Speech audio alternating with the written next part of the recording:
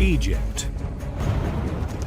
The richest source of archaeological treasures on the planet. Oh, whoa, look at that! Hidden beneath this desert landscape lie the secrets of this ancient civilization. I never seen something like this. Now, for a full season of excavations, our cameras have been given unprecedented access to follow teams on the front line of archaeology. This is the most critical moment. Revealing buried treasures. Oh! We're lucky today. Wow, lots of mummies. The smell is horrible. And making discoveries that could rewrite ancient history. We've never had the proof until now. This is where it all started. My goodness, I never expected this. This time, archaeologists hunt for some of the most intriguing Egyptian artifacts of all. Oh, wow. Mummies. Oh, there's wrapping and mummy everywhere. John and Maria discover a hidden tomb entrance. Yeah, boy! Veronica and Alberto investigate an ancient crime scene. We found the mummies everywhere. And Alejandro looks for treasures hidden beneath the bandages of his prized mummy. In 5 minutes, we will know.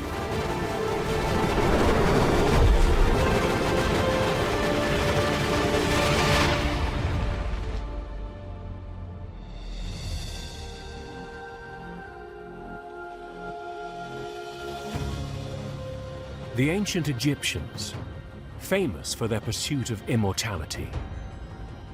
They made mummies by preserving the dead with salts, oils, and wrappings, hoping their bodies would live forever. And covering these mummies with gold and jewels, they sought to guarantee success in the afterlife. Yet only a tiny fraction of these mummies have ever been discovered intact. Most were destroyed by ancient thieves looking for treasure. For archaeologists, finding an untouched burial is the Holy Grail, and the chance to uncover extraordinary new information about the people and society of this great civilization. Among these archaeologists are husband and wife team John Ward and Maria Nielsen, here for their 13th season to excavate their site in southern Egypt. Okay, everybody on the car. Okay. But before they can start digging, they must transport their 20-strong team to the site with just one vehicle. Push me further off. Looks very cozy in there. Doesn't it? I'll just precariously hang off the back.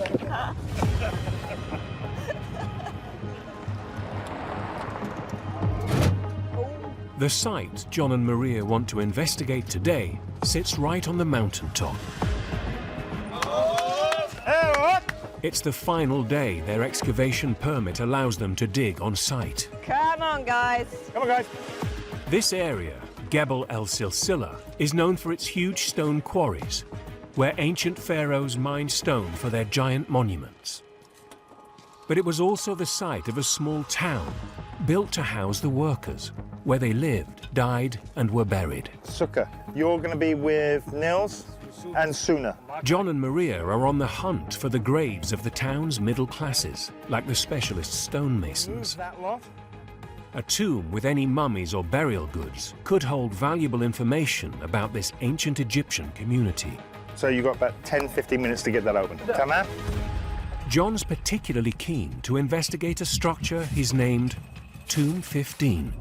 We've got a monument that once stood right on top of this mountain. And at some point in history, some looters came along and actually dug a hole through the floor of that monument and, lucky for them, discovered a tomb. The monument could have sat on top of a high-status tomb. And though he knows it was looted for valuables in antiquity, John hopes that the robbers may have left traces of the tomb's owner behind. I am hoping to find remains of the mummies that were entombed in there. Some indication of what they were entombed with, their funerary wear, to understand the importance or the status of them within the community. Keen to use every minute of their last day, Maria gets to work exploring a different part of the site. She quickly spots something amongst the rubble. Oh, John, do you want to come in?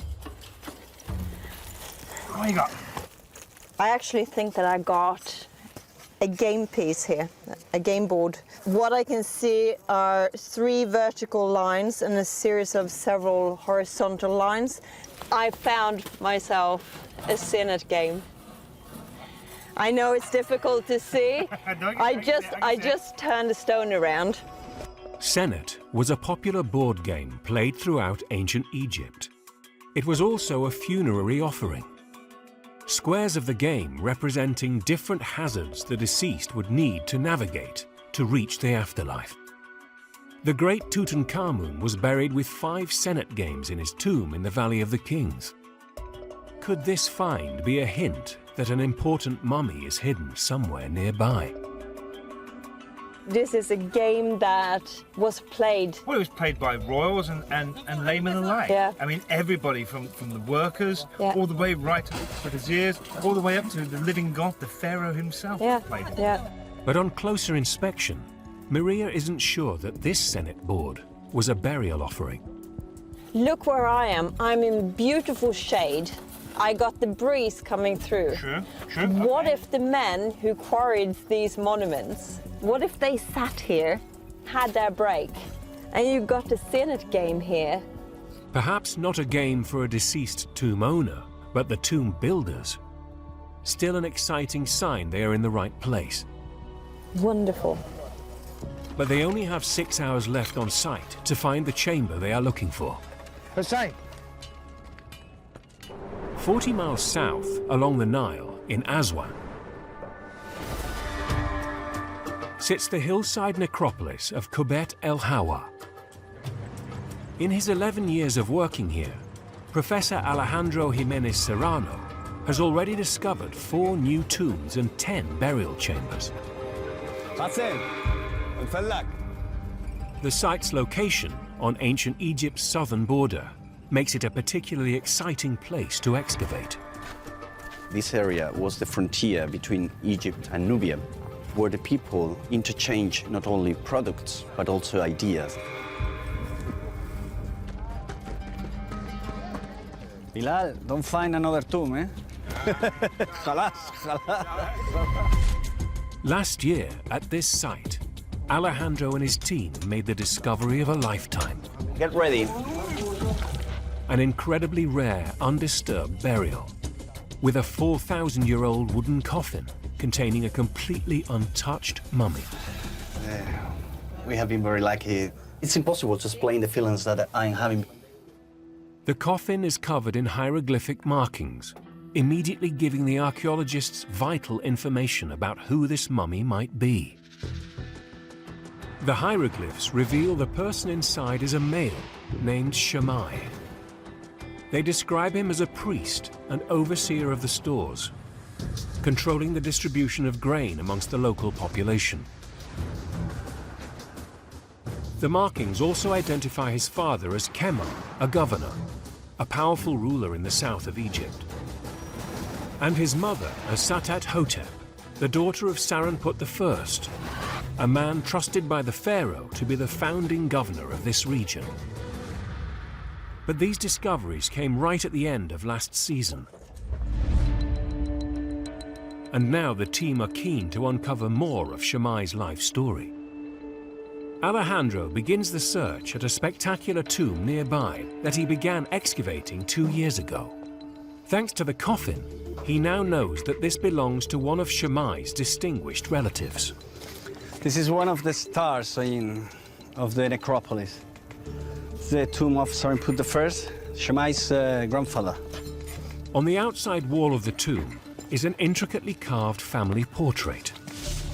We have Saranput I sat and receiving the homage of his wife, his mother, his eldest daughter, Satet-Hotep, who was Shemai's mother.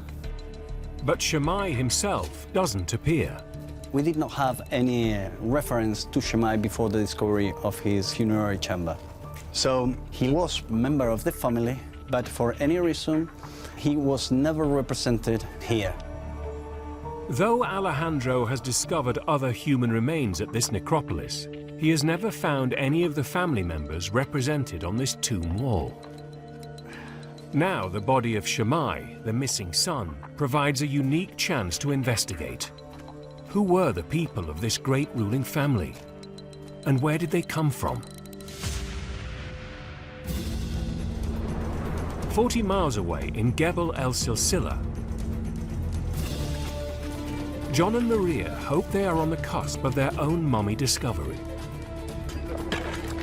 With time already very tight to complete their work, Maria begins excavating at tomb number 9. Okay, are you ready, Trish? Working alongside team member Trisha Coletto, she hopes this chamber will reveal more clues about Gebel El Silsila's inhabitants. Take a while for the eyes to adjust. Earlier this season, the team cleared this tomb and found the stone slab empty, but the broken remains of a mummy half buried in the mud of the floor, looted by tomb robbers. They find the mummies, they will break them in half for the sake of finding the few little glittery things that might adorn these. But the looters feared the mummy's curse. So they completely destroyed the mummy, hoping it could then never reap its revenge in the afterlife. The looters have torn our little friend apart and unceremonially thrown him or her back inside the tomb. The small handful of tombs that have been discovered with treasures intact provide a glimpse of why mummies were so sought after by thieves. The most splendid is the mummy of Tutankhamun. Beneath the stunning death mask and under the wrappings is a treasure trove of over 100 ritual ornaments. Around the neck alone, dozens of precious amulets. Covering the chest, a golden vulture and a winged cobra, deities of Upper and Lower Egypt. On the navel, a black resin scarab, a symbol of immortality. And around the waist and thigh, the king's prized daggers, made of gold and iron hammered from a meteorite. These valuable objects were meant for the afterlife, but were an irresistible target for the living. To properly examine the looted mummy that they are working on, Maria and Trisha must first carefully remove it from the ground. Now what I think we should do this morning is to lift this block to start. But just as they are ready to begin, Maria spots something worrying in the sand. That's concerning. Oh, yes, I see it. Yeah, we might have a snake. Maria has spotted the fresh tracks of a snake in the sand, and it could still be hiding somewhere in the tomb. John joins them to lend some support.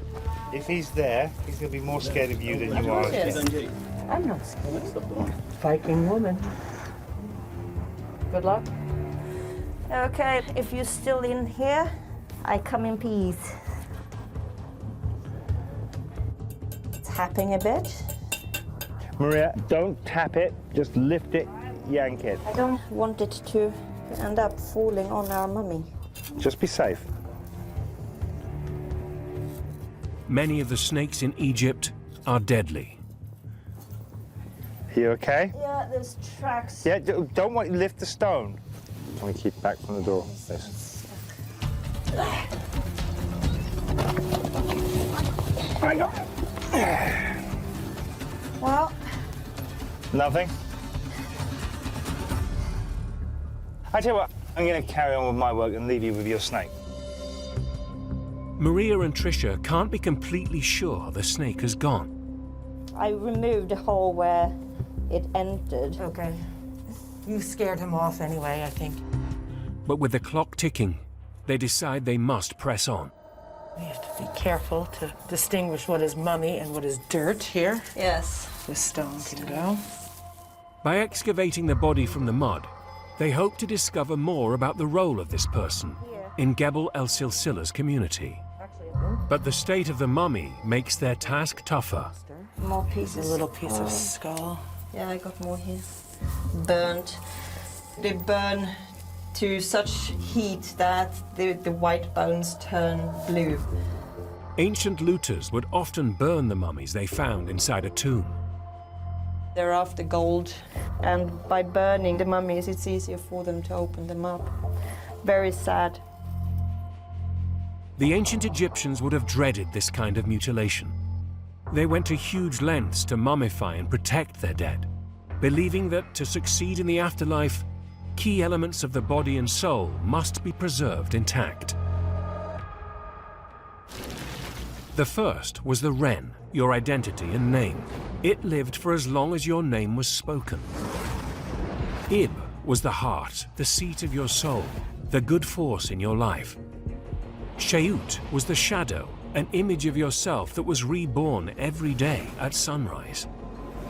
Ba was the unique personality. It left the body in the form of a bird at night and at death.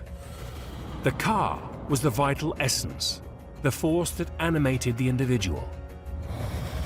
And the Khat was the physical form of the body, which must be preserved or mummified for the dead to be granted eternal life.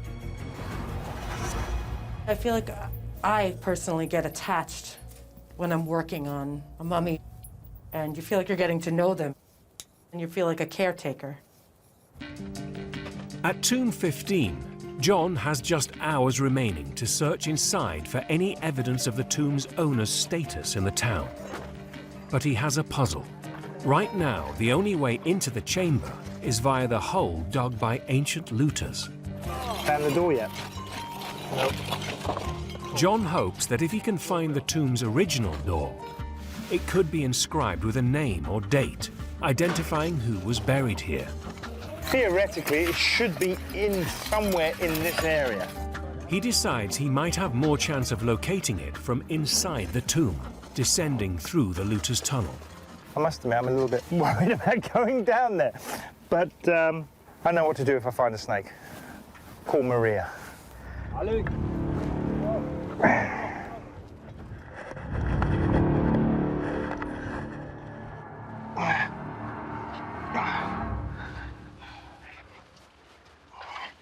Oh, wow. Oh, there's wrapping and mummy everywhere. I am surrounded by the remains of the poor souls that were interned in here, but have been completely looted. This is the part I really want to get to and find out if this is... Wow.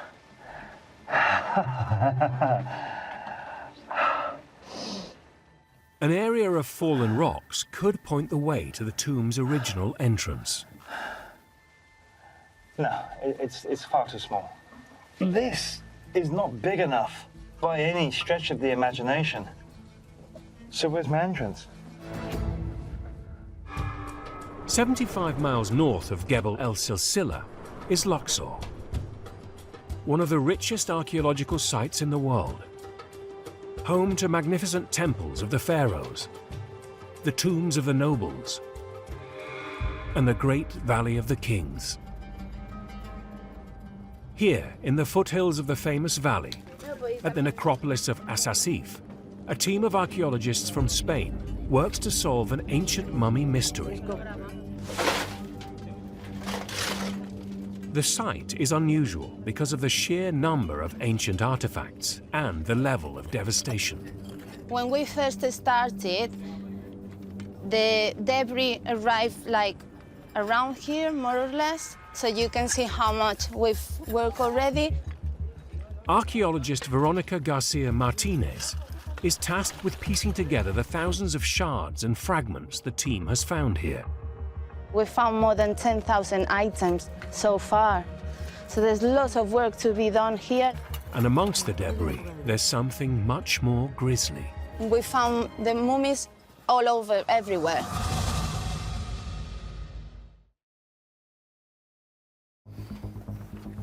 The mummies that Veronica and her colleague Alberto are investigating are in a very bad state. These remains, they were removed of their tombs, and they were smashed by plunders. Just like at John and Maria's site, these mummies were looted by thieves looking for precious jewels and amulets. And again, the bodies have been mutilated to avoid inciting the curse of the dead.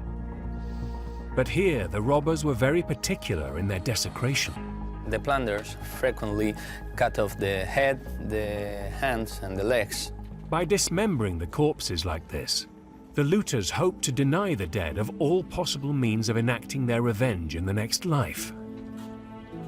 They smashed the feet so he couldn't go after them. They cut their hands so he couldn't, strangle them. And as well, they smashed their mouth so they couldn't say, this was the person that did this to me. So far, the team has found more than 350 mummies here. Now they want to know, why were so many people buried in this one spot? They think the answer could be connected to this site's original purpose, as a tomb complex for a man named Hui, vizier to King Amenhotep III, who ruled from 1390 BC. The vizier was a very powerful position in ancient Egypt, second in command only to the pharaoh himself. The vizier were the people organizing all the administration. I mean, the court, I mean, the army, I mean, the royal palace. It's possible to say he was even the voice of the pharaoh. Professor Francisco Martin Valentin works at the heart of the burial ground. The once magnificent tomb chapel that Hui himself spent years designing and building in preparation for his death. In this south part of the chapel, we have 15 columns. When we arrived here, no one of them were standing. When Francisco began his restoration work 11 years ago, the chapel was in ruins. Now he's hoping that clues in the stone wall inscriptions could help solve the mystery of the mummies. And we can imagine how this tomb, if finished, will be wonderful, one of the best in all Egypt. As Francisco puts the pieces of this stone puzzle together, it's clear that this tomb has not just been weathered by time, it has been systematically vandalized. All inscriptions depicting the tomb's owner have been mutilated. He thinks the damage here is not down to looters looking for treasure, but someone much closer to Hui. Hui was vizier during the reign of both Amenhotep III and his successor Amenhotep IV. Amenhotep IV, in an attempt to cement his power, soon abolished the worship of traditional gods in favor of just one, the Aten, and changed his name to Akhenaten. Refusing to follow his heretic king, Hui added inscriptions inside his own tomb declaring loyalty to the old gods. When Akhenaten found out, he ordered the destruction of Hui's tomb chapel.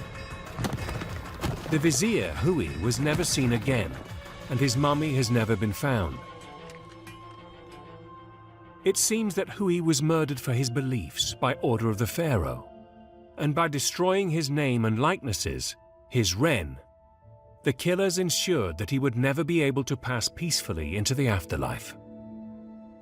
But amongst the rubble, the team has found a very special fragment, a rare image of the vizier's face. We will replace the first time the face of the vizier in this part to show how was the original decoration. By reinstalling this piece to its original position in the wall inscription, Francisco hopes to right the wrongs of these ancient vandals, giving Hui back his Ren and, in theory, his place in eternity. On the mountaintop in Gebel El Silsila, What you got? John and his team are searching for a hidden tomb entrance, and things are looking up. What it looks like is actually the entrance to tomb 15. To be sure, John wants to see whether this hole lines up with the chamber below. We're going to continue now, clean this entire area, and I will be downstairs cleaning from up, or down, up, and hopefully we'll meet halfway.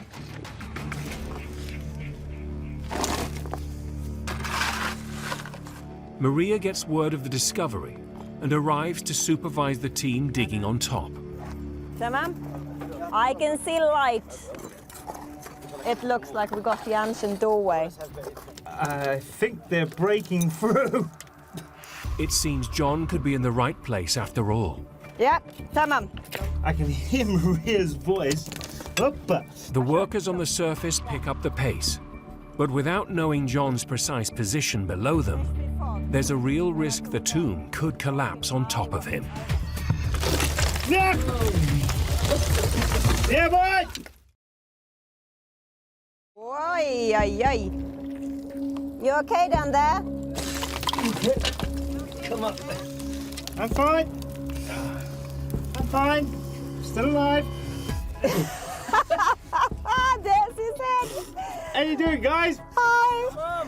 John finally breaks through what he hopes is the ancient doorway to the tomb. I think we found the entrance. We did. It's a shaft. But there is still a puzzle. This opening still doesn't seem big enough to get a mummy through it and into the tomb. Where we'll continue and take this back and see where we can get up to. At the necropolis of Asasif in Luxor, inside the vizier's tomb chapel, Francisco and his wife Teresa have found the correct location for the fragment bearing Hui's face and are ready to restore it to its rightful place. In the thinking of ancient Egyptians, this means we give him again the life. I remember the day that I found this fragment. I promised the vizier. One day I put into place again. It's very emotional. Really, it's a very important day. We are very happy, really. After 3,500 years, Vizier Hui's image is finally complete, and according to ancient Egyptian traditions, his spirit lives again in the afterlife. But this site still holds a mystery. Why did the team find over 350 mummies scattered around Hui's tomb? Who were these people? Veronica and Alberto examine one of the mutilated bodies, inserting a tiny camera in through its nose. So we're actually inside this mummy's head. Veronica is looking for a crucial sign that she can only find inside the skull. We can confirm that the brain was removed. So that would mean that he had a proper mummification. The heart, the lungs, the kidneys were far more important, so they preserved them, but they just removed the brain because they didn't need it for eternity. Well, that's what they thought. Removing the brain was a prestigious part of mummification that few could afford. He was a wealthy man. He must have been from the elite. This man's high status is a clue to why he and hundreds of other mummies are here at Hui's tomb. After the pharaoh Akhenaten died, worship of the old gods like Amun, the king of the gods, was restored. Veronica and Alberto think that Hui became regarded as a martyr and his tomb a place of pilgrimage and burial for the elites. The importance of this place is that the Vizier Amenhotep Hui was persecuted because of his loyalty with the god Amun. 100 and maybe even 1,000 years after the vizier died, they still remember him because he actually fought and must have died because of his beliefs. He wanted everybody to know that Amun was the real god and not the Aten. Sadly, like so many ancient mummies, this pilgrim was later plundered for his burial riches and mutilated by the robber to avoid a curse. For us, they're human beings, well, they were.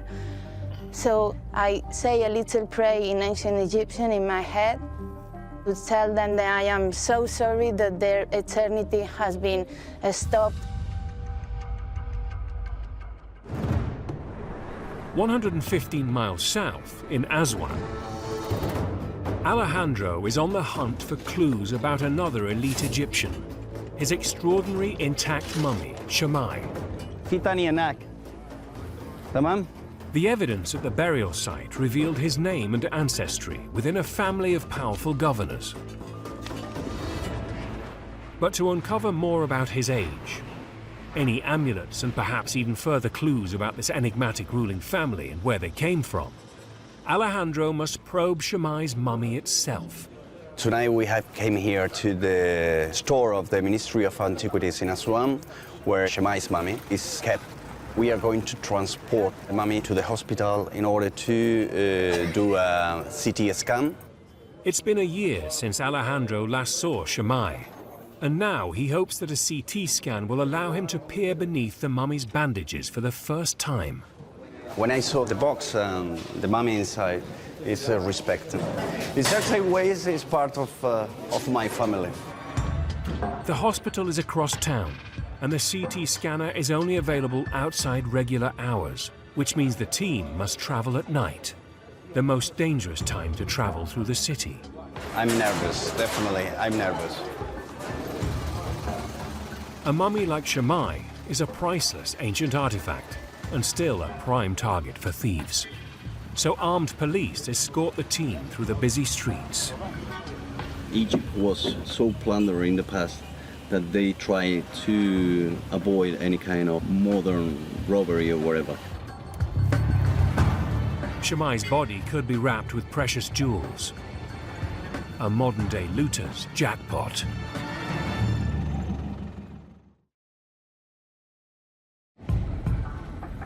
But the risks of the journey are worth it for Alejandro, who's desperate to find more about Shammai after a year of waiting.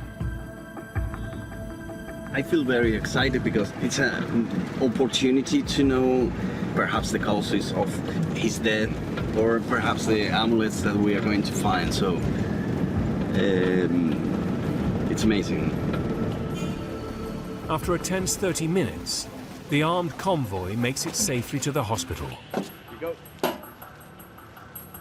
But will the scan give Alejandro the answers he's looking for? A CT scan of Tutankhamun, the world's most famous mummy, revealed an incredible level of detail. Beneath 13 layers of bandages lies Tutankhamun's body. The embalmers drenched his head in tree resin to preserve the soft tissues of his face. X-ray evidence of healthy teeth revealed a good diet, and still developing wisdom teeth indicated he died a late teenager. A hole in his skull and a bone fragment in his head were telltale signs the embalmers removed his brain. These features are all typical of the advanced mummification reserved for the highest in society. Miguel. Alejandro hopes that Shammai's CT scan might reveal the same kind of forensic clues. Technicians carefully place his prized discovery onto the scanner. You find it in a coffin? Yeah. We excavated last season. We have the titles, which are very interesting. He was the overseer of the grain store. As well as looking for amulets and a possible cause of death, there is a mystery that has puzzled Alejandro ever since he first opened Shammai's coffin a year ago. 125, 125. It's quite short. My daughter is more or less like this, and she is 8 years old. So. Could Shammai really have been as young and held the title of overseer of the grain store? Alejandro hopes the scan will finally help to determine his true age. We are going to begin the scanning. So we need to leave the room. The forensic anthropologists look closely at Shammai's teeth to estimate his age when he died. 9 years old? 9 years old, he's a child. For Alejandro, such a tender age at death suggests that Shammai never actually held the title inscribed on his coffin. If he was only 9 years old when he died, it means that it's impossible that he might hold in reality the title of overseer of the grain store. It's more likely that this was a posthumous promotion, designed to give the boy a position of status in the afterlife. Alejandro is getting closer to uncovering Shammai's true story. 5 minutes, we will know more about him. In Gebel El Silsila, Trisha has just over an hour left to excavate the mummy in Tomb 9, when she discovers something unexpected. Maria, would you please come over? I think we have something interesting. I think we don't have one mummy, I think we have two. A second mummy is an intriguing development. Family members were often buried together in the same tomb, so these two could be related. But both have been burned by the ancient looters to get at the precious amulets, fusing the mummies together. Oh wow, look how burnt that is. I know, the resin is now basically turned to stone. Yeah, and glued together. I don't know how we're gonna do this. Let's see. It's now a huge challenge to remove both bodies before the work must stop. The problem is if we leave it here, it will most probably be destroyed even more. If we lift it, we might have to actually take that bone to its side. I think we take the femur out. And we're fighting the time now. With only 1 hour remaining, Maria faces a tough decision. She decides that trying to lift the burnt mummies out of the ground with so little time risks too much further damage. What we'll do is protect it as far as we can, and we will rebury it. I think it's the right idea. Maria's disappointed not to be able to remove the mummies today, but the discovery of 2 individuals means she could have found a family group, an exciting prospect to explore next season. You're going to stay here for a while, my friend. Yeah, we did our best. In Tomb 15, John is still trying to dig himself out of what could be the original entrance. Having left her mummies behind, Maria heads back to help. Let's see if we can... And she's just in time for a surprise discovery. It's another doorway! What? To where? Another chamber! There's a whole new chamber directly in front of me. I can see the chisel marks. It's full of mummy wrappings. It's a tantalizing find. A whole new area of the tomb, potentially with a rare intact mummy. But they now have just minutes left before they have to close the site. So this will have to be another project for next season. Now John must stick to his first task, finding the tomb's original door.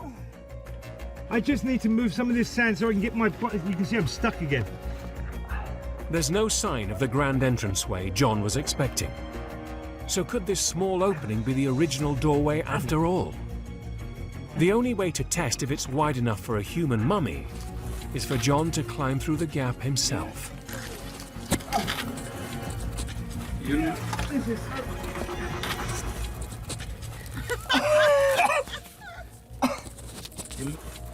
Hello, darling. How are you? Happy to see you on this side. Wow. That was something and a half. Well done, you. The dimensions seem to fit. Absolutely amazing. It's an unexpectedly emotional experience for John. Most of us get to have the experience of going through the entrance into tombs that have been looted. Not the other way round, coming out of the entrance, having dug it from the inside. If this is the original door, it could hold crucial clues about the tomb's owner. Sadly, there are no markings to indicate a name or date. But John and Maria are still able to glean valuable information from the stonework. The shaft is absolutely beautifully dressed.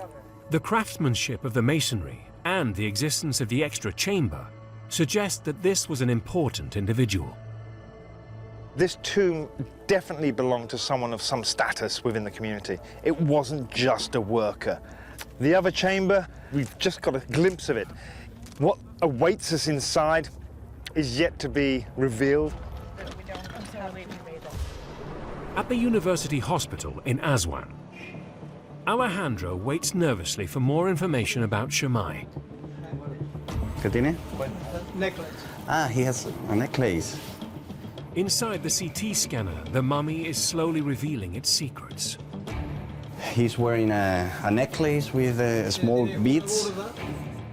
But Alejandro still has unanswered questions. The ancient Egyptians usually mummified members of the elite, removing their organs and brain while preserving the rest of the body. Alejandro is keen to see whether Shammai has received the same treatment. El cerebro no está vacío. Que el cerebro. Se lo han quitado. Yeah. Esto es cerebro. Yeah. Eso no es. We can see the remains of the brain inside the head, so it was not taken out. The nose was not perforated to drain the brain. Over the course of the evening, the scan has revealed a host of new information about Shammai. Beneath the bandages is a 4-foot 1-inch tall skeleton with little surviving tissue.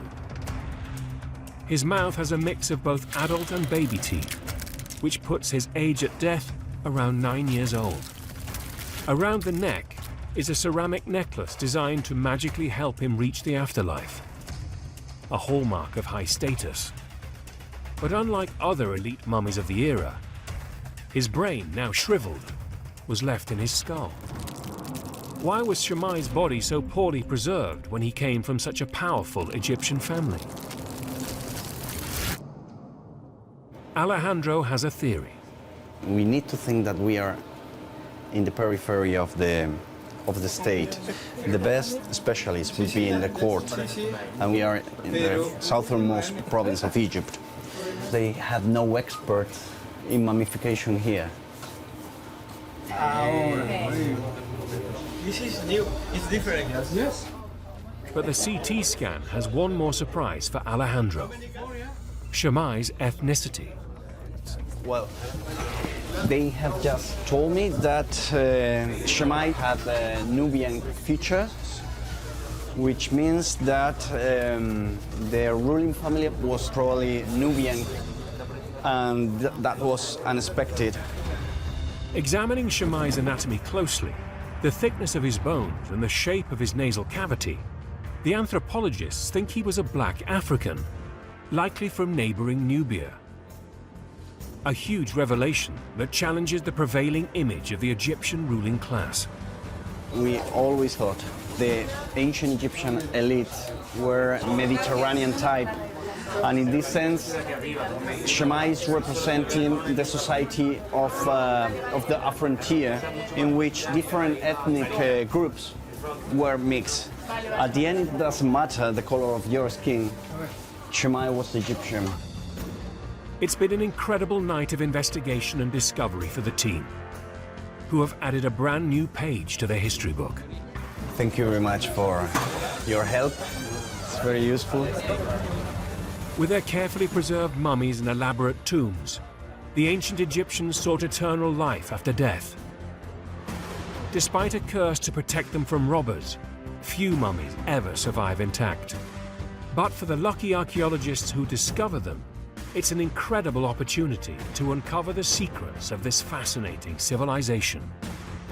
And by protecting and restoring the mummies, they help return the souls of the ancients onto their path to immortality.